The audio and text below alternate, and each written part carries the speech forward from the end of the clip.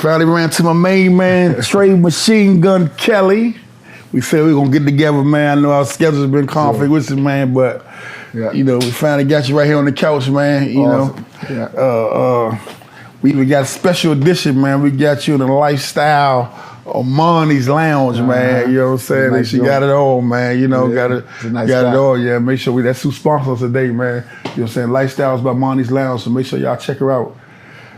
But man, where we start at, man? How everything going? Everything's great. Everything great? I don't know where we started, man. It's been a long time, man. Yeah. You know, I've known you a long time, so you know the content here is deep. You know. Yeah. I know you see the movie, you like, man, my phone ain't wrong yet, man. You know, you see the content moving, right? I knew. I know you're talking trash, man. Talking trash, man. Let's go from the beginning, man. I know you spent most of your time in Brentwood. Was you born in Brentwood, Northeast Washington, D.C.? No, I was when I was born. I was on the other side of Northeast on Galt Place. Oh, Galt Place. Between like Benton Road and Annie Helen Burroughs. Right. My mom and dad had a house over there since 1981. Right. They were actually married at the house. Right. I think around the same year. And then 81. And then I was born in 85. Okay, so, 85. Yeah. You born in the HTO world. Yeah. So I was born in 85. Yeah. But I spent my time in Brentwood was from birth too. Just spent a lot of time in my grandmother. And I know your grandma stayed in Brentwood, right? Yeah, she stayed in Brentwood. That's how you got on Brentwood? Through your grandmother joint? Yeah. And all that? As a lot of people know, as you know, I went through a lot of tragedy young. And my mother, she passed away when I was 11 years old. You know, she was murdered, and that's what brought on the transition for me to go to my grandmother's house. Actually, I was at my grandmother's house the day that I found out that my mother had been killed. Right. And I know that you always had a laid back demeanor, quiet, chill. You know, so on the court. You know, obviously you got the killer instinct on the court, man. You know, and for those who don't know, we're gonna get around to that, man. You know, all metropolitan DC, South Carolina Gamecocks, overseas pro, D lead in the NBA. You know what I'm saying? We're gonna touch a little bit on all that for know, we jumped over that. But would you losing your mother, man, at a young age like that, did that play a role in your disposition now, or you was always naturally a quiet guy? I was naturally quiet. When that happened to me, though, it was so many thoughts going through my mind. I think it was still natural. I think God was doing something for me within that period of time. When that happened, within like the first 5 minutes, there was a huge transition for me mentally. Like, got the call, I'm on my grandmother's couch. I run out the door, run down Saratoga Avenue, and I went blank. You know, I kind of went blank for a few seconds to not even know where I was going. I just ran. And when I stopped, one of the guys that was sitting on the couch, one of my uncle's friends, he had ran behind me. It was like 4 guys in there. We just watching TV. Actually, what's today? The 24th. 2 days ago was the 27th year of my mom's death. Of this month? Yes, 2 days ago. Damn. 2 days ago, August 22nd, 1996. So when this date come around, do it affect you? I don't dwell on those dates. I done did the dwelling. I did the sadness and being in the dark and all that kind of stuff. A lot of that I kind of overcame when I was younger, because it was crucial, man. It was something I couldn't imagine, getting that call at 11 years old. Even though I had gone through a few deaths at the time, family members saw a couple of friends die really, really young. But to hear that call about your mom, it put me in a place, man, where, I just didn't know what to think. I didn't know what to say. I didn't know what to do. But, God was kind of molding my mind, molding my heart into something that I now find out was totally bigger than everything that was going on at the time. I was quiet, but on the inside, I was determined. I was determined. I was angry. There was a lot of rageful thoughts. you know, and we from where we from, you know, Northeast Washington, D.C. Right. So I had those thoughts too. I had those thoughts of like, if I was older, to be honest with you, if I was older in like high school, 21, 22 years old, I don't think a lot of success would have came from that because I would have had access to certain things that would have kind of took me to. Made your response actually would have been different. Yeah, and but it was, you know, I hate to put it that way, but if something like that was going to happen in my life, I think it was perfect timing. If my mom was going to die in that way, I think it was the greatest time for that to happen because it did a lot to me, you know, but it also did a lot for me. Right. You know, so my mindset was, as far as like becoming a basketball player, all that stuff was kind of placed that day. Right. When I ran down that street that day, I'm walking back, my man walking me back like, man, you know, we love you, man, we sorry to hit this 5 minutes later, to be honest with you. And, you know, something told me like, you know, if you want to make it proud, you know, you just look to the left, and there was a basketball court. That basketball court named after me. You know, so the basketball court named after you? In Brentwood? Yeah. Okay. That court that I grew up on. Tre Kelley, what, court? I think they call it Coliseum or something. Okay, like that. Yeah, so, you know, it what happened, you know, going through life and going through all the experiences I've done been through as a 38-year-old, couldn't be worse than that. You know, couldn't be worse than that. Your mother getting brutally murdered by a man. That's, you know, that's gruesome to me. You know, my skull was cracked. Her face, the side of her face was shattered. The whole cheekbone was shattered in pieces. And you know, to get that information, man, you can't do nothing but be strong. Right. So the guy that you met when I was 14, you know, I was like, you know, I was ready to go at all costs in regards to, you know, being the best person, the best basketball player I could be. Right, yeah. Because I remember, man, when, I mean, not your mom's death, I remember when Melvin Middleton, you know, shout out to my man Shake, he was talking about, he said, man, Tre Kelley, we got a young dude, man, on DC Assault, he gonna be the next McDonald. Right. He was in ninth grade. Ninth grade. So he was saying on Jason Kidd, they was saying all these names, right? So I was saying, man, I gotta see him play. You know what I'm saying? So I never forgot when I went up Dunbar, man, you was out there. And it's funny coming, I tell people, I say, man, when I first seen Tre, he was throwing all dimes. Right. You know what I'm saying? You dropping that joint in traffic, all that, right? And next thing you know, you got that Machine Gun Kelly put on that joint, right? Man, what happened, man?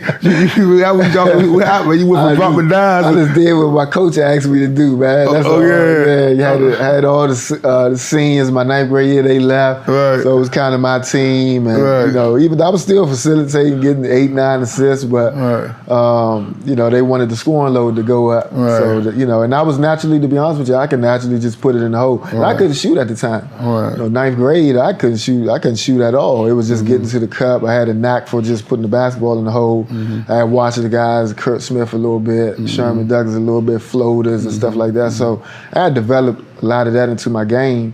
And then once I started to learn how to knock down a jump shot, then it was, you know, I could pretty much do anything I wanted to out there. Right. I'm trying to figure out, man, we already know for people in the rest of the world, his high school, Dunbar High School, my high school, Spingarn High School, probably the two most prestigious inner high basketball programs in Washington, D.C. history, far from public schools. Everybody in your neighborhood came to Spingarn, man. You know what I'm saying? We trying to figure out, you know what I'm saying, how you get a Dunbar, man. You know what I'm saying? Was a check man, was a check rope, man? No checks. Okay, no checks was written. I think, to be honest with you, man, that was, I think that's a testament, and not to say anything bad about Spingarn. Right. But I think that was a testament to my focus at the time. Like, to be honest with you, a lot of the dudes from my neighborhood that went to Spingarn, you know, they was halfway street, right? You know, and you know, doing, you know, selling drugs, whatever they was doing at the time. And you know, I would hear different things about, you know, what was going on up there, and I just wanted my path to be different. I know I'm coming from that place, so I know that's a part of me, and I just didn't want any distractions. I even went, you know, I went to Alice Deal, you know, for junior high school, and that was totally different than Bacchus and Taft. And my kids mom went to Deal. That's you know what I'm saying? When we was in junior high, we used to have what you call it's academic type stuff, and we did a spelling bee against Deal. And I was in the joint. I was, in those competitions. Right. I looked good against all other schools. We went to deal. Yeah. But they were saying words they ain't never heard of. Yeah, it's a different little story. Chinese joints, man. That kind of grew me into different cultures. I'm going to school with different ethnics and all that. So, that opened my eyes up to a lot of different things. And then years later, I played 14 years overseas with. I'm playing in all types of different countries. And you already, so I already been in that mix. Interact with different people, different culture. Absolutely. Yeah, man.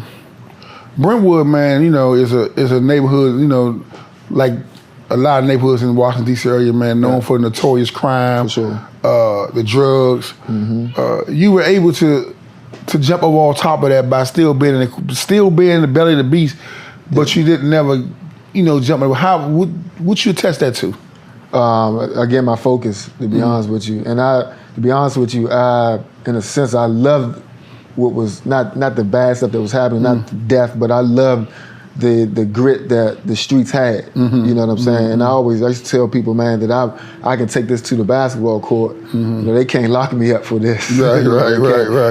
I can't die because of this. But I could take the same mentality to the basketball court and triumph in a way that's bigger than anything that I've ever seen, but growing up,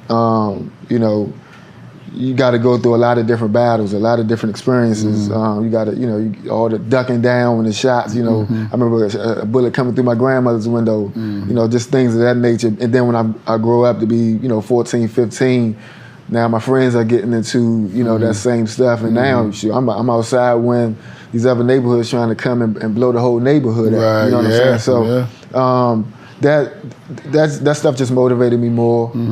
But those experiences, just seeing a lot of stuff, all the stuff that I seen, it just made me a much harder person. Made me a much tougher guy. And you handle adversity like it was easy to handle adversity. But like, rest in peace, my man Fats from Brentwood. Oh, man. And then Twin, he unfortunately, his situation. Yeah. But if I didn't know none of you guys, and if I see Twin in the court, I see Fats in the court, I see Tre Kelley in the court, you all play like street dudes. I would have never knew that you wasn't off the court the same way some of those guys' background was. Man. And those like was the dudes that I was looking up to. Right. Like Fats, there's I had basketball conversations in the city. It's the same as neighborhoods. Right. They always try to choose who is the best. Right. There's always a conversation, no matter what sport it is, no matter what we're doing. And he was the best that I seen at that particular time. When he got killed, I think he was 17 years old. His senior year. But the stuff that I seen him do against grown men when he was 15, 16, I thought was incredible. Yeah. So, I stole stuff from him, the spin move, and I got that from him. Right, yeah. And just to see those guys, the Twin that, ended up, did up doing a bunch of years in prison. Like, I went to go visit him a couple times because of the respect that I had for him. Right. The day before I went to South Carolina to go to school, I went to visit him. You know what I'm saying? Because I just wanted him to know what I was doing. I wanted, he said he's proud of me, but those are the guys that I really looked up to because that's what you see. We see TV, we see Michael Jordan, whoever's playing, but we see the guys that are in our neighborhoods, and we look up to the guys that are relatable to us, and those guys were relatable to me. I got a lot of stuff from those dudes. It is funny that you say that, not funny, but in a figure of speech that, because even when I hear people now speak of street dudes and ex-street dudes, like, I get offended because I don't look at them the way, the average civilian might look at them, right? Because I'm like, they see somebody who might have polluted the community, which is some truth to that, you know what I'm saying? But I also seen some mentors, some father figures, entrepreneurs, and that's life. We all make mistakes, and we all do things that you have some people in our lives that might not agree with the mistakes that we made, the decisions that we made. But you get the people that know us better than the others, and they might have a totally different story for the audience. You know what I'm saying? And that's just life. That's with everything. Right. Yeah. So. Coming up in the AU, your AU career, DC Assault, that's the equivalent right now of Team Takeover. Absolutely, in your era. For sure. Give me some of them teams, some of them players you played against, and some of them games you travel in the country like that. Oh man, shoot, LeBron James. Oh yeah, King James. You can start there. I mean, we played him. I think I was going into our senior year down in Houston, and he had like Kendrick Perkins on his team. Remember Josh Smith that played with Atlanta. Atlanta. He played with the Atlanta Celtics. It's a guy that people won't know because he wasn't an NBA guy, but Jonathan Hargett. I think you remember him. He was one of the coldest dudes I've seen because he was one of the like 6'1", 6'2" guys that was dunking on people. Anthony Robinson went to Florida. I mean, I can Chris Bosh, Mark Stoudemire, even Carmelo Anthony. So we all played against a lot of those great teams, a lot of great players.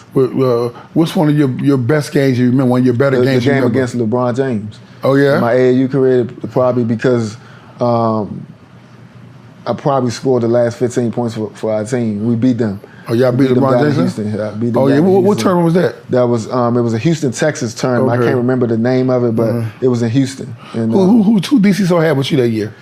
Keith Blanks, Earl Risby. Oh, that was your man Earl. That was your backcourt in Dunbar. Yeah, backcourt Dunbar. One of the best point guards I've seen. A lot of people. His name was ringing back then. Yeah, but I mean, no disrespect, but it ain't to me. It ain't translate the Dunbar the way I thought it was from what I was hearing. But he was decent though. Yeah, but when you knew him though, and you like just in practices and even in the trenches and games, he might not. He ain't got 20. He ain't gonna score 20 for you. But some of the things that he was doing, I remember I had an off game. I was getting what they call it, boxing one against Roosevelt. And I couldn't get away from these dudes. Just passing it. One dude wasn't even playing offense on their team. He just shouted you everywhere you go. And Earl, just his mind was so advanced at the time. He know. So we get a steal and Earl out in front. He know I ain't got a bucket yet. Man, I'm averaging 28, 29 points, almost 30. Man, he runs back to me, flip it back to me for me to get 2 points to get going a little bit. You know what I'm saying? Because he know, look, if this get tight, I'm gonna need you to have some rhythm. So he was just one of those dudes, man, that, we used to call him Magic Johnson. Because I seen him throw some of them passes, but his mindset, was just so advanced, I think, for the regular DC public school point guard. And it's like you can tell he probably playing with older guys on the streets. You know what I'm saying? Because I seen that. Special quarters dudes, so he was down there, just in the trenches. Yeah, you can see that part of it. But I was just thinking, because I was seeing so much about him on that circuit, I was just like, that guy, both of them in the backcourt, you know what I'm saying? Yeah. I'm still we was unstoppable that year. Because I'm still thinking about spring on Dumbo, so I'm trying to find some holes in y'all stuff, right? They said they got change right? You know what I'm saying, man? Yeah, I'm letting y'all know, but the war never be over, man. Never be over, man. But that's crazy, man. So I had Curtis Malone on the show. I don't know if you watched that show. Okay, I didn't watch it yet. He had a stint with the Lord K home and all that, man. But when you think of Curtis Malone and all the stuff that he did for the program and the area and all that, man, what comes to mind when you think about Kurt? I think the platform that he put a lot of guys on was a platform that was, I'm not gonna say it was easy to succeed, but it was easier than just being a basketball player or just playing with the regular AAU team in the area. Because a lot of people try to say that it's only a couple AAU teams back then, but it was still a lot of these organizations. It was a lot of organizations, but when you had the DC Assault uniform on, you were going to the best tournaments. You were going in front of the best evaluators, and it was giving you a platform that you could succeed at, that you could get seen, and let's say I would have just played at Dunbar. Even the stuff that I did at Dunbar, still unmarked to pretty much to this day. I don't think that I would have been able to receive that much attention from the national standpoint. Right. So he was a showcase for y'all. So having that uniform on, it sent us to a lot of different places. When I was in the 9th grade, man, DeMar Johnson had just got drafted. That was that team that he was on with Kenya Martin at Cincinnati. Right. And we had a tournament out there in LA. And he just happened to be talking to DJ at the time. And DJ was like, man, you should, DeMar Johnson, for the people that don't know. So he was just like, man, if you think Shorty that good, man, you should let him stay out here. So I was out in LA with 2 first-round draft picks, lottery picks, working out with Kiki Vandeweghe. I'm in the 9th grade, going to the 10th. And, you know, that was just something that I wouldn't have been able to do with anybody else or any other AAU team. Right, yeah. And Kirk, what I would, like I say, you catch him in a junior high school game, recreation game. He really paid that cement, man, to build that program, man. You know, I guess all the guys with him too. You talking about what's my man for? I'm having a brain freeze. We always argue sports for Detroit. Troy Weaver, Mike Sumner. All those dudes come from the DC. Yeah, all those dudes. They started there. Yeah. A lot of guys started with DC Assault, like on the coaching staff, and went on to coach college basketball because of the pedigree that DC. Shout out Mike Brown. I know his name will be mentioned a lot, but but he was an agent at one point. Right, just heavily involved. So I think that the basketball world saw that if you were a part of that organization in some way, that they would give you a lot of leverage in whatever you were doing, whether you coached or played. So a lot of guys got a lot of opportunities from that program. Name me one of the toughest dudes, skill-wise, on DC Assault. Name never comes up in those conversations. We know all the usual suspects. Absolutely. Give me somebody's name that don't never come up like it should be. Man, you had I played with Keith Blanks. Okay. 6'6". He went to Texas A&M. And he, to be honest with you, he played that LeBron James game. I wish somebody had that tape. I've been trying to ask around and see if someone had that tape. But he played a great game against LeBron James. That game. You had Tony Bethel that went to Georgetown. He was pretty good. I like his game. Yeah, Cliff Hawkins that went to Kentucky was like a lockdown defender. Locking down people 94 feet. I played in the SEC at South Carolina with. He was at Kentucky. Okay. So we played against each other for 1 year. Was that older than you or younger? Bowman. Dennis Bowman? No, Bowman, Navarro. Bowman was younger than me. He younger than you. They said Navarro, they said set him on O.J. Mayo or somebody. They said, I wasn't around. All the best players, they put like those guys like 4 or 5 years younger than you? Oh, okay. So a lot of people, they still think I'm, because I still play. You still play, and you was the other day, 39 playing with them youngers, scored 3-4 basketball, called a timeout. I say, Trey, you got to get it up, man. You scored 3 in a row, called a timeout. I said, by that time, you used to come back in the huddle, so, man, give me the ball.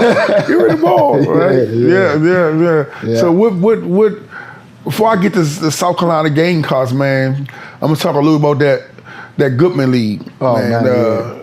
You was down there playing with me all days, since the 10th grade? Or I was going into the 11th grade. Going to 11th grade. I just finished my 10th grade year. Man, getting out there and playing against them D1 guys and the professional guys. One game stick out of my mind, we was playing, I want to say shooters. We had Gilbert Arenas, I want to say Steves and all of them. Yeah. And you got to go on. It was a big huddle. You was like, they was, Stevenson, they was kind of, they ain't know the rivalry. Right. Far as the thing, so they was going to NBA, chill joy, right? And you was like, you and Tom on, you was like, him and Lonnie was going at each other. Yeah. Lonnie was looking good on him. Get Lonnie. Right. Lonnie's looking good on him, man, Stevenson that day. Like, I ain't gonna hold you on that one. And you got to go. He's like, man, get the fuck you doing, man? Give me the ball. So you took off. You got to score on that thing, that thing. So it got all the way down to the wire. So he went in the huddle. So we was talking. I forgot who was in the coach. We was talking place. They was saying about Gil. Gil was like, nah, let Shawty go because you was on fire, right? To be honest with you, that particular game, that was one of, biggest validation moments. Right, you got Gilbert Arenas. That was my next question. With Gilbert saying no, he wants you to run that last play. 3-4 years. He was one of the best players in the NBA. Right. One of the best players in the world. Right. And for him to be like, man, I don't even want it. You got Trey have it. Yeah. And that was big time. And that, I had the confidence anyway, but you getting the NBA All-Stars saying that, and it's like, I'm here, I was wondering, and Gil, man, I really liked how he embraced the city. You know what I'm saying? For sure. One thing that stuck out in my mind that when he used to, after the game, just take everything off, give it away, and walk back to the car. We had a nice little relationship. Yeah, couple years with the shoes off. We talk when I go overseas sometimes. And, and his career kind of changed a little bit after that, getting hurt and all that. So. Kind of faded away, but that was big time to see because I think Washington D.C. as a as a culture, like you need guys to embrace the city like that because they're going to love you if you embrace it like that. Right. If you act like one of those guys that you don't want to be touched when you come around, a load out security. Because you got some guys that's from this town that don't get that kind of love because they don't really they run away. They don't embrace it the same way. You know what I'm saying? But the Goodman League, man, I think because a lot of people talking about my legend as a basketball player. Right. But people know I was playing overseas. You never been over to see a game and stuff like that. I played 14 years. So it's like a lot of people that say, oh, he's a legend, he's one of the best, never seen me play overseas, and high school and what I did at the Goodman League, I think was what people remember the most. Of course, they remember seeing me on TV at South Carolina, but the high school stuff at Dunbar and then the Goodman League and playing, in front of people, I think is what allowed people to talk about me as a basketball player the way they talk about me. Right. And that was a big platform for DC basketball players. Right. Man, when you went to the South Carolina Gamecocks, man, that was a big thing, and it was like. That was a big conference. Yeah. You got Florida was #1 them years. All that. They won 2 championships doing your joint and all that, man. And you went down and they put that ball in your hand. I want to say your freshman year or sophomore? Pretty much freshman year. Freshman, you got a lot of burn, but sophomore, they put it in your hand. Put more as a sophomore. I was the captain of the team as a sophomore, so it was pretty much. Man, we used to talk on the phone literally every night. Every night. You know what I'm saying? Every night, man. Every night. I think your name is in the yearbook. Right, yeah. Yearbook. Oh, yeah? I got to find that, but your name, because I had a podcast that I did when I just went down there a couple of weeks ago, and they asked about you. They asked about you, Peanut, and my grandmother. Right, yeah. Because I think they might have read in there somewhere. Because they were asking me when I was at South Carolina, I used to talk to these 3 people after every game, and I was like, wow, how did I even know that? But I mean, I remember, just.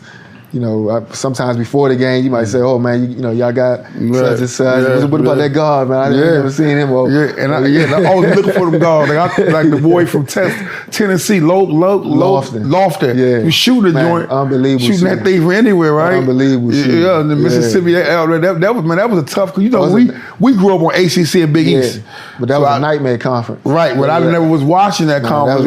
What's the name, right? Every night you got to see somebody. Yeah, you got to see somebody. To be honest with you, I didn't have to see like elite point guards every night, but there was dudes that was going to the NBA every year. And I had to see those dudes. And I remember at some point Dave Odom was just like, y'all got to start talking about him. It's not a lot of guys in this conference, and to be honest, in the country that can do what he can do. Right. I'm asking him to run the team, but this guy can really fill a basket up too. Right. Yeah. He's doing what I'm asking him to do right now. So it was a lot of battles. My favorite battle was Rondo. Because I knew he was going to. You was big on Rondo back from playing against him. Yeah, I knew he was going to be. I remember when he got drafted, and I think you was one of the calls I got. A lot of people from the city was calling, man, he way better than Rondo. He went first round, but I'm like, man, this dude can do some things that an NBA guard can do, and he athletic. So he's athletic, he can pass it. He can play defense, but you got to play against these dudes that really know how good they are. You made me start watching Rondo in college. I said, watch this dude. One of my favorite point guards in the NBA. Yeah, what's the name? Man, out of all the conversations I had with you in college, man, I never forget the game when you hurt your knee. Right. And got a story to tell about that. Yeah, man. You hurt your knee, man, and I talked to you tonight. That's the first time I heard you cry. Yeah. You were just like, man, it's almost like you see your whole future disappear before your eyes, right? Yeah. And during the course of the conversation, as you calm down, we got to talking, and you start saying, man, I'm supposed to go get the doctor supposed to go look at my knee. Surgery the next morning. Yeah, the surgery the next morning, all that, man. And I end up seeing the highlight and seeing what's the name. I was like, damn.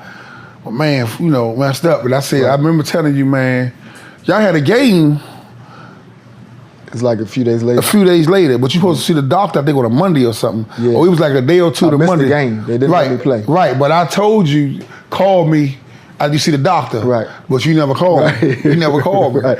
Because I was trying to.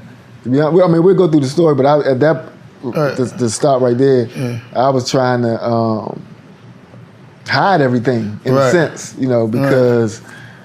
What happened wasn't supposed to happen. Right. It wasn't supposed to be out there. It wasn't supposed to play. Right. And I didn't want to call anybody and talk me down or talk me into thinking about the NBA and so I wanted to play. It was my senior year before the SEC play started. And I thought that was just gonna be tough. There's no way I could have sat there for 16, 17 games, maybe more, with the tournament and everything, and just not play. Right. Yeah. But yeah, I'm just saying, man. I go through that story. Yeah. So I tear my meniscus. Yeah, that was December 29th. Right. December 30th, I'm sorry, December 30th of 2006. And we playing Jacksonville. And it was like a fluke injury too. It wasn't really, I didn't like fall or anything. Big dude was coming to set a screen. My guy was cutting through. I think my guy was, he's playing point guard, passes to the wing, cut through.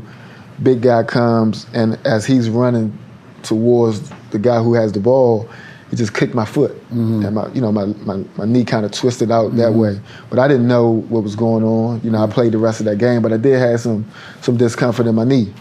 And I remember vividly when I went into to the locker room at halftime, they kind of maneuvered my knee, and I didn't know what was going on. They didn't even say that I tore my meniscus, but apparently they knew already from, these guys have been in the field a long time. Right. So I finished that game, I get MRI, and 2 days after the game, I get the results, and I go down. And when I go into the locker room, it looked like somebody was at a funeral. Everybody that was in there, all the assistant coaches was in there, Coach Odom was in there, the medical trainer, Mark Rogers was in there. And when you come in from that side, you walk into the medical trainer's office first. And then you walk through another door to the locker room. So I can see two of my teammates walking in the back, crying. And I'm like, damn, what's going on in here? Everybody looking, I got long faces, so I'm just trying to figure this out. And Mark Rogers, who's the head medical trainer, looks at me and say, your senior season is over with. You got to get surgery on your knee. You tore your meniscus. And that was tough for me, because, at that time you had known me, we known each other, I am 20... Yeah. I'm 20 at the time. That was 6 years. Yeah, I'm 20 at the time. So that's 6 years. So that's 6 years, and we're talking about, not all because we're talking about so many different things, but from the basketball standpoint, I'm talking about playing a professional career. And I didn't know what that meant, but I'm thinking at the time that this is going to derail my future in basketball. They're talking about being all out for a month. I'm going to miss the rest of the season, so that's going to be tough for the people who are, evaluating the draft stock. I don't know what this is going to look like. So I walk out of there, and this conversation that you just said we had wasn't our first conversation. Okay. So when I walk out, I call my uncle first. Right. He like, man, I can't talk to you, man. I told him, man, I told my meniscus, man, I'm out for the season. Right. I can't. I'm sorry, man. I can't talk to you, man. I'm sorry. I'll call you back later. So I called Nut. Right. Nut said the same thing. Had to get off the phone. You had to get off the phone too. Right. All three of y'all was like, man, I'm sorry, man. I can't even talk to you right now. And so I get back to my apartment, and there's a lot of things going on that night. They send the chaplain over. He praying with us, praying with the team, praying for my future, and it's getting a little emotional because in my mind I'm trying to figure out how I'm going to go through the next 2 or 3 months and not be able to play. I'm supposed to show up at street clothes every night. I'm not even really thinking about the NBA, the future, you know, in regards to how the knee injury is going to bother that. I just want to play, you know, because I've been working so hard for this. I'm the hardest working person I've ever seen, you know, in the game of basketball. So I don't want all that to go to waste. But the fourth person that I called before I got to the apartment was my grandmother. And of course, she was the calmest out of everybody called it. She's just like, you know, everything will be fine. You know, I'll call you later, about 9:30. You know, don't worry about it too much. You'll be fine. And I think this is the most divine experiences I probably ever had. You know, as a person, especially as a basketball player, because Mark had already told me that I got surgery the next morning. He's picking me up at 5 a.m. So the phone calls that I'm having with everybody is saying, you know, pretty much, yeah, I tore my meniscus, but I have surgery tomorrow at 6 a.m. You know, picking me up at 5. So that night, you know, I'm kind of laying back, watching TV, kind of thinking about all of this stuff, and my grandmother calls. You know, calls about 9:30. And she's like, Trey, I just want to tell you something. You don't need to get the surgery. You know, everything is taken care of. You know, you're protected, you're covered. Don't even worry about it. The Holy Spirit told me to tell you, don't get the surgery. And in my mind, I'm thinking like, dang, what is he talking about? You know what I'm saying? Because my knee at the time is like I can't straighten it. You know, I can't straighten it all the way. I can't bend it, or it feel like it's about to break. So in my mind, I'm thinking, wow. I'm like, man, she done hit me with the God. You know, she hit me with God. She put God on the line. I can't say, Grandma, I got to do this. You know, I can't even say that, even if I want to say that. You know what I'm saying? And she's like, she's reiterating this 2 or 3 times. And she asked me how I was doing. I told her, look, I'm fine. You know, I just want to, you know, get this over with and look forward to, you know, my future in basketball. And got off the phone. She says it again, like, don't go and get that surgery. You know, you're going to be able to play. And as I'm getting off the phone with her, you know, back then it was the Nextel phones, I had to flip. And as I'm getting off the phone with her, I hang up the phone, and I remember, like I told you at halftime, they had to kind of maneuver my knee into as though the meniscus slipped back in place. And I do that, and that joint went right back in place. Immediately after I got off the phone with her. And I got up, standing up, I could straighten my knee, I can bend it, and I couldn't believe it. You know what I'm saying? I couldn't believe it. So I only called the team chaplain. He was one of my good friends at the time, because he was only like 2 or 3 years older. And you know, we talked, and I said, man, I can play. He was like, man, you can't be serious right now. You know, I'm like, I can play. So didn't call the coach, didn't call the trainer back. Mark, who's the trainer, he comes to get me at 5 a.m. We're going to the hospital, and actually, when I first get into the car, I say, Mark, you know, I'm not getting the surgery. And he looked at me like I was crazy and didn't even really respond. Just kept driving. We went on to the hospital, and when we get to the hospital, you know, the automatic doors open. He walks through, and I walk through, but I kind of stand there, and I'm like, he looks back like, I'm serious. You know, I'm not gonna get the surgery. So Coach Odom was already upstairs in the operating room with the scrubs on, gloves and everything. He comes down with the scrubs on, because I think Mark called him and like, look, you got to get down here. He's saying he's not coming up. Coach Odom came down. We went off to the corner, sat down, and we talked. I told him what happened with my grandmother. I told him about the conversation. I told him about my aspirations of even wanting to play, and we took it from there. They told me they would give me a week off. I missed the Western Carolina game. That's the only game I missed in my college career. And they thought my knee would swell. Like during this week that they were gonna get me off, they thought my knee would like blow up, and they were gonna say, look at your knee, man, there's no way you could play like this. But it stayed the same. It stayed the same. And I had a workout after that week. Only thing, I was just tired because they didn't let me do anything for 7 days. But the workout, I'm moving well, I'm spinning, I'm doing whatever I can do, I'm sprinting, backpedaling, you know, shuffling, doing everything that they're asking me to do, and I look good at doing it. Right. So they agreed that I could play.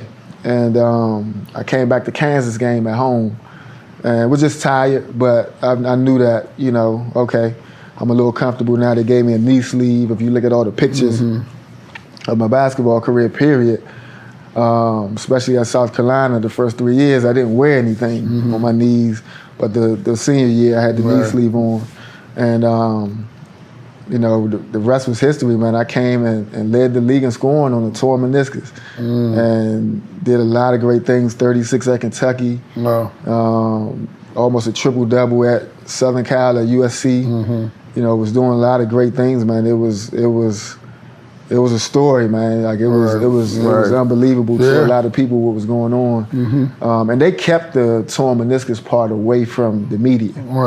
I think they were just putting it in there as tendonitis and stuff like that. But at the end of the season, they told what happened, and you know, it became a big part of my success story. Cause I see you like the game you play. I couldn't believe, cause I don't think we did a lot of talking. I don't remember you telling me you gonna play that game. I thought I remember saying you playing. I mean, you know, the layup line or something like that. Right? But I remember one of the games you played, it popped out and you just kept limping into the dressing room. Mississippi State. And you didn't come back out. They popped it back in. You got back in the game. Yeah. You know so that happened 7 times. Oh, okay. It happened 7 times where it would I like to spin, as you know, like that's my thing. I get downhill. If I feel like you're cutting me off, I'm gonna spin. So the times that I spin back the other way, it would come out because that's just the kind of tear that I had. Right. And what they would take me back into the locker room, and they would just like it wasn't like a pop back in, but it was like a maneuver to where the meniscus would slip back in. It was called a bucket handle tear. Okay. So, you know, a bucket handle flips over and back, and that's the bucket handle. The meniscus looks like a bucket handle, and it flipped. And once it flips, I can't straighten my knee. I can't bend it. I feel like it's about to snap. Right. And you know, that was a big time piece of me understanding exactly who I was. And that was a testament to my background. You know, no matter what the adversity is, I'm gonna get through it, I'm gonna fight through it. I had already been through the toughest things that life had to offer. So for that, as long as I can go out there and run, I was gonna play. And that's what happened. So you ended up playing overseas for what, 14 years? 14 years, yeah. How many continents you was on? Continents, Europe, I was in Asia, I was in South America, of course North America, playing in the D-League, a little bit in the NBA. So that's 4 continents and probably 12 countries total. Playing. So I started in Croatia. That was the first contract that I signed to play in Zagreb, Croatia. That's the hometown of Joza Petrovic. And Kukoc. But Kukoc, that wasn't like his hometown. He was from Croatia. He played. But yeah, that was like his home country. Okay. But Drazen, they had a big statue, like a Michael Jordan-sized statue out in front of the arena that I played in. And then when you go into the arena, they would have these TVs in like every concourse where they would show like his old highlights and stuff like that. They got his, I think they have his jersey number 3 up there and everything. So that was pretty cool. I played in Greece. I played in Israel. I played in Belgium. I played in Italy. I played in Lebanon. Played in Venezuela, Puerto Rico. Played in Turkey. I played in China. I think that covers every country. You had all international food and all international women, huh? All that. Total package. Yeah. God damn. Hell of a life, man. Hell of a life, man. It was amazing, right. Man. So I enjoyed it. Did you keep that drive because the drive you had that you built as a young guy was the NBA pushing that drive that you still wanted to get to your dream? What kept that motivation to play so long and be, you know? It was just a part of me at that point. It was a part of me. It was who I became.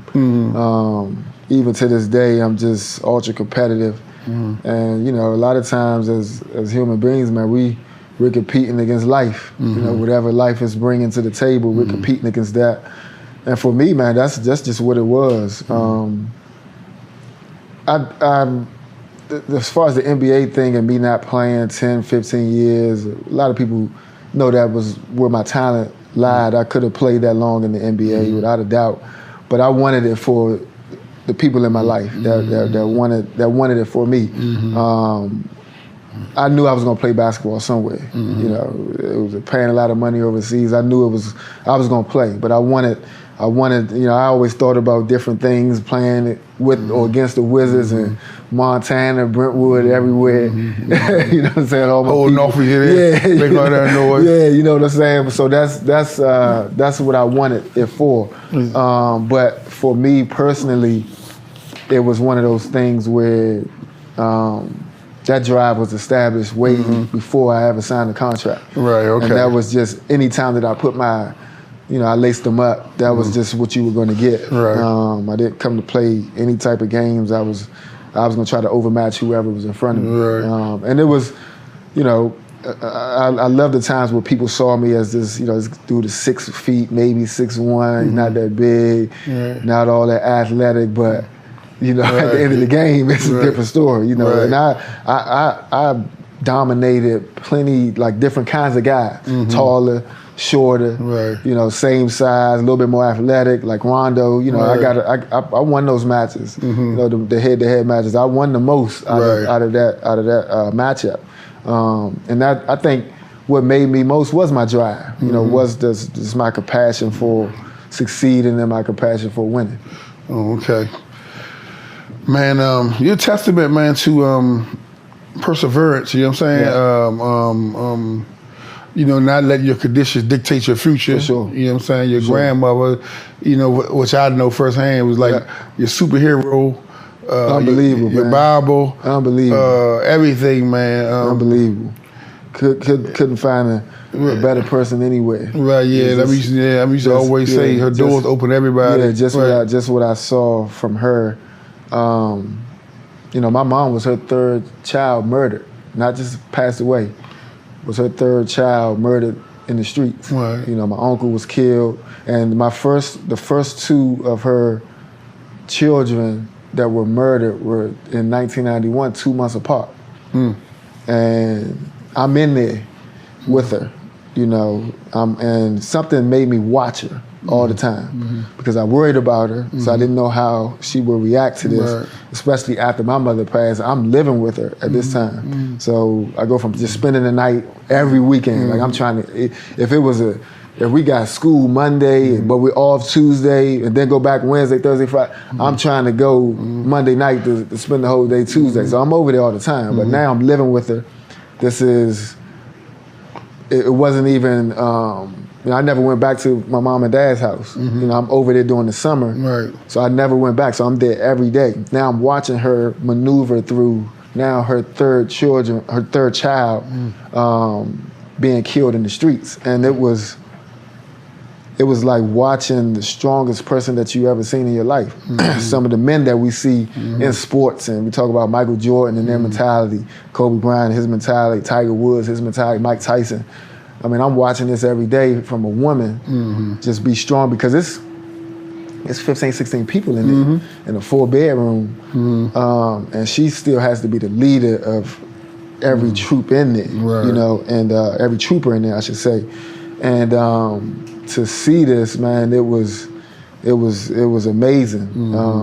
I'm telling you about the knee injury, but this was her every day in the smaller situations. Just, you know, maybe not enough money to do this or do that. Okay, we're going to be fine. Or, you know, certain situations, a friend passing away out in the streets. How to get through that? You know, I used to sleep on the couch all the time. I'm waking up, you know, to whispers. When I first started living there, I'm waking up to whispers, and I'm like, you know, what's going on? But she's reading her Bible every single morning. Right. You know what I'm saying? And this just you got to inherit some type of strength from that. Right. And that's what I was doing, you know, just inheriting that from her. Sleeping. Oh, for sure. Every single day. Every day. Man, every day. When she started getting older, and the mobility was changing a little bit. Leg was hurting. You know, I remember before the mobility started really getting bad, you know, she would fall. I remember she fell at a cookout, man. People coming, man, she slapping people's hand down. You know, I'm fine. You know, ain't got to pick me up. You know, so she was that strong. You know what I'm saying? And out of all the deaths that I went through, you know, and I lost the pillars of my life. Right. You know, I lost my mom at 11, and my dad, who was one of my best friends. You know, I lost him when I was 28, and then my grandmother passed away in 2019 when I was 34. So it was I think the easiest death that I ever experienced out of a person that meant so much to me. And she meant the most because at that time I spent the most time with her. And she did the most shaping. Right, but because I spent so much time with her, it was like, look, I know where she's going. I mean, if it's anybody that I've had to pick 1 million people that you say, look, who's going to heaven? I mean, it's this woman. So when she passed away, yeah, I was shocked because it wasn't like she wasn't sick. You know, she wasn't like in the hospital and all that. So it was shocking. But I was at peace because I knew exactly where she was going. I knew who she was going to be with. Like, no doubt about it. So. You know, I was sad to see her go because we had such a tight relationship. But you know, I was at peace. Okay. I was at peace. Give me a few words when you think, when I say the name Delonte Peanut, what he meant to you? Mentorship from a lot of different areas, especially basketball. You know, when we talk, we laugh about him sometimes because he gets sick in the head sometimes. He loves it so much, man. I remember I had 36 at Kentucky. I had 36 at Kentucky, man. And, you know, I call y'all dudes after the game, and y'all was, you know, my closest friends as far as from an older people's standpoint. And I'm calling y'all dudes, and you know, you congratulate, man, you fried them people, man. And he like, man, you want me to tell you how to get 50? Next game, when y'all play again? Like, I'm like, oh my God. And then when I knew he was just, you know, crazy about it, I gave him some DVDs of like my like freshman year. And man, we into my sophomore year. I mean, 15, 16 games into the sophomore year. And he called me 2 a.m. about a game that I played my freshman year. Man, you remember when you went baseline, y'all was playing Florida, and you know, man, look at that dude cutting down the lane. You passed it to the corner, which he made it. But you know what I'm saying? But just as far as the mentorship, when he came into my life, I needed it. You know, I met him. It was right after my mom passed, a little bit after, probably a few months. And I was playing with a dude named Boo Boykins. I don't know if you know Boo. I'm familiar with the name, but Boo had a YBOA organization, Bowie Panthers. I used to play with him because I had known Boo since I was like young. And Boo called Nut for me. You know, I didn't even know him. But it was something about Nut that Boo knew was like, look, fit for you. Yeah, like, man, I got this kid. I think what you have, he actually needs, man. Can you, you know, take him up under your wing and talk to him, man? Do, you know, whatever you feel, please do that with him. And he did. You know, I met him, and a lot of things happened. You know, from you know, he told me about his basketball career. He told me about, you know, maybe why it didn't pan out. He told me about the streets. He told me about. You know, just the skill set, and then I started working out with him. You know, just really honing my game. He taught me how to shoot the basketball in one day. You know, so it was things of that nature that, you know, I appreciated him for. Okay, that's a big shout out to Delonte. That's big right there, man. Anything that I might didn't touch on that you want to touch on? We talked about Brentwood, and you know, that's a place that was special to me. You know, I understand a lot of what the Washington D.C. neighborhoods bring to the table. You know, when it comes from, you know, the violence, the drugs, and everything. But it molded me. You know, just being around in that neighborhood, and you know, being outside when so many different things was happening. But it teaches you a lot.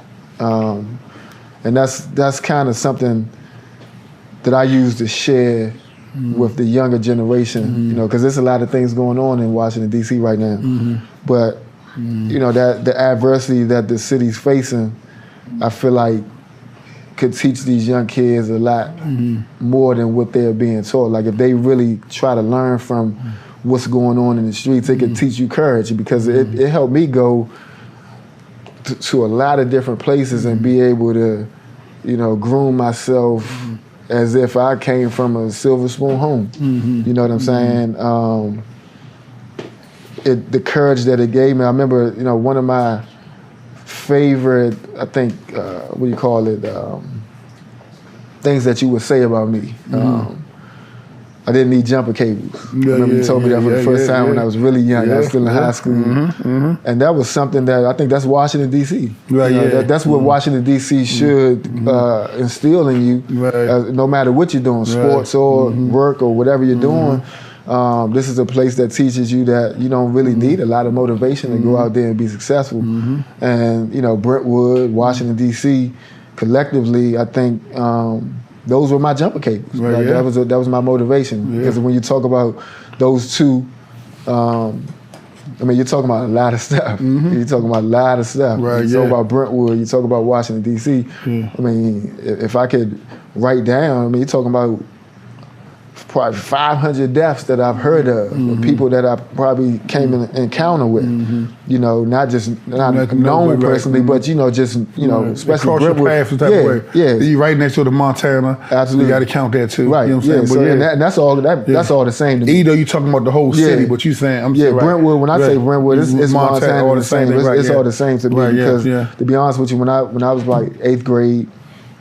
The Montana dudes, they older guys. You know, not a lot of the dudes in front of me had that mindset that those guys had up there. When you talk about Ivy, you know, Willow and Pork and all those dudes, they really, I think they learned from Fats. To be honest with you, I always tell people this. You know, Fats got killed in 1999, and I was just kind of coming along, and people were talking about what I could possibly do as a high school player. And leading up to his funeral, man, I saw these dudes, like, they were hurt. We all were. But I feel like they thought they dropped the ball with him in regards to kind of letting them be out there a little bit.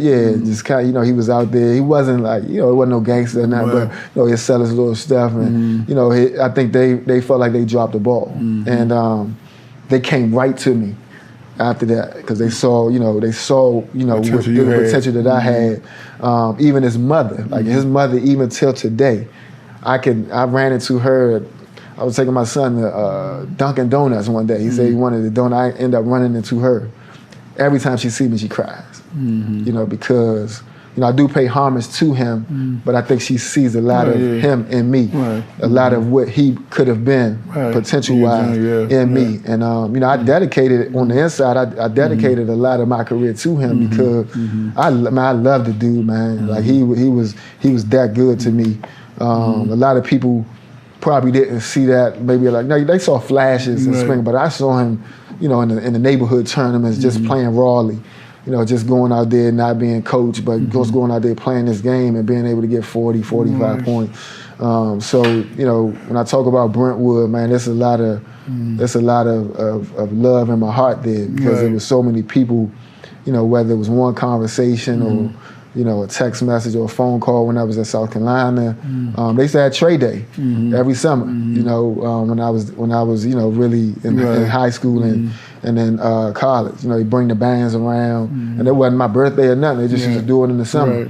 And that was Montana. They used to do it down, you know, on Saratoga Avenue, but there was the Montana dudes setting that up.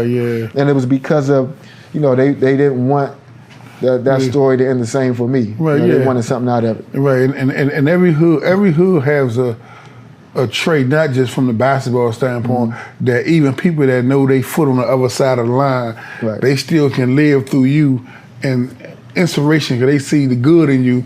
You know what I'm saying? And it's like they live through you. And they saw how focused I was. They saw how focused you was. That's why I said I always told you never need jumping cables, and that's a rare quality. Yeah, for sure. To have. You think everybody from this type of environment should have it, but they don't. You know what I'm saying? I mean, like, you know, your motivation is there.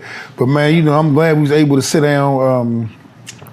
You know, like we can talk forever because a lot of stuff we could talk about, sure. And I know a lot of your story, but I want you to kind of get it right. And I gotta get it out there. And I got to talk about our relationship. Right? Yeah, I can't get off this show without because we talk about Nut and we talk about my grandmother, and to be honest with you, you know, other than my dad and you know, my immediate family members, you know, you're the closest person in my life, right, my man. And you know, I mean, I heard you. You know, you tell people a lot, and I've told people. You know, man, we used to sit in the Green Navigator back in the day. Coming from, you might pick me up. You know, go to the Dunbar game, take me home. Go to Goodman League game, take me home. And man, we might sit out there. It'd be 2 or 3 in the morning before we leave. Just sitting out there talking about different stuff. Talking about your past, talking about my past, and that stuff did a lot for me too. You know, because that was you know, you as the same potential that other people saw. Right. You know, you and your expertise in this town and these streets saw that too. Right. And you know, I always appreciated every moment that we had, not just the relationship, but the moments, you know, that we had, because those were you know, pivotal moments. You know, when you could just sit and talk with somebody.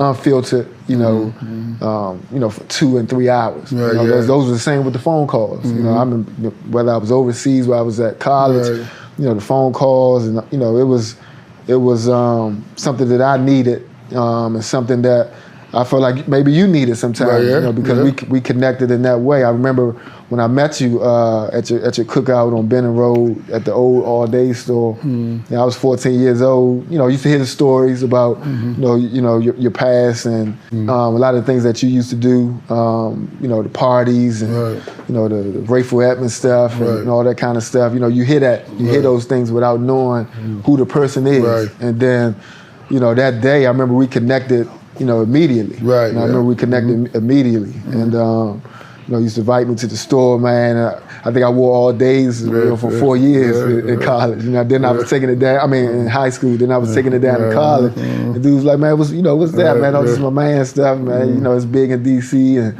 you know, so it was, you know, the time that we had, man. I'm 38. I was 14 at the time. That's a long time, you know, to be friends with anybody. You know, and it was. You know, we're gonna move further, but it was you know, the things that you did for me, man. You know, I couldn't purchase. Right, I couldn't purchase. Yeah. Well, I like to say, well, you ain't disappointing, man. You know what I'm saying? You know, led up to it, man. Then you're gonna be a hell of a man, man. You keep your son with you everywhere you go. Oh, for sure. You know what I'm saying? So, man, you know, you practice what you preach. You're giving him the opportunity that you didn't have. For sure. Just from that standpoint. Absolutely. You know what I'm saying? You know, so I just want to say, man, that keep doing what you're doing, man. You're an inspiration to a lot of people, especially your community. You know what I'm saying? And you done been in a lot of communities. You know what I'm saying? For sure. So, man, you know, just keep doing what you're doing. Keep being inspiration, man, and just you know. And I think God even got bigger stuff in store for you. You know what I'm saying? We didn't even get a chance to talk about none of your stuff you invested in and things you still taking risks outside the court like you did on the court. You know what I'm saying? And that's I think that's the biggest part of laying a foundation that I have over all this time. It has to lead to something. You know, when you stay focused, when you know, and it's always tough times. You know, it's tough times no matter. I don't care what you do and how much success you have. It's tough times, but when you lay the foundation of who you are as a person, and you're strong and you got courage, you know, you're gonna do so many great things. And you know, I'm on to so many great things in the future, and I can't wait to see how that unfolds. Well, and before I close, I wanted to say we were talking about earlier with a story. Well, you know, you already know I speak to a lot of youth and sports people and everything. Absolutely. And I use a lot of our things I say in our conversations. I say, you know, of course you're a man. I said I had a young kid, you know, like a son of me, man. Man ain't need no jumping case. Man, get up early in the morning, go get his run, get 1,500 shots up. stay in shape. Yeah. Taking his money buying the best. I'm drinking regular juice. You going to Whole Foods buying expensive joint with your money. You know what I'm saying? Right. And also, man, your spiritual belief. Yeah. Because following your grandma's footsteps, man. For sure. So all those good key points, man. You know what I'm saying? I just think that you're gonna be great. Your son in great hands, man, and. Just keep being who you are, sure, man. Keep doing what you're doing. And we got to shout out again, man, Moni, man, her lifestyle, man, lounge, man. This lounge is incredible, man. Lounge is unbelievable, man. Yeah, make sure y'all check her out. You got a quiet room, massage room. Right, yeah. Got fashion going on. They got selling candles, bath bombs. Yeah. There's all kind of stuff going on here, man. And it's all relationship based, man. Make sure y'all tune in, make sure y'all subscribe and support Curtbone TV. Hit the like button, man. And we're going to have more interviews coming real soon. Peace. Peace. Out the park, niggas know me. Curtbone, little homie. All days, all days.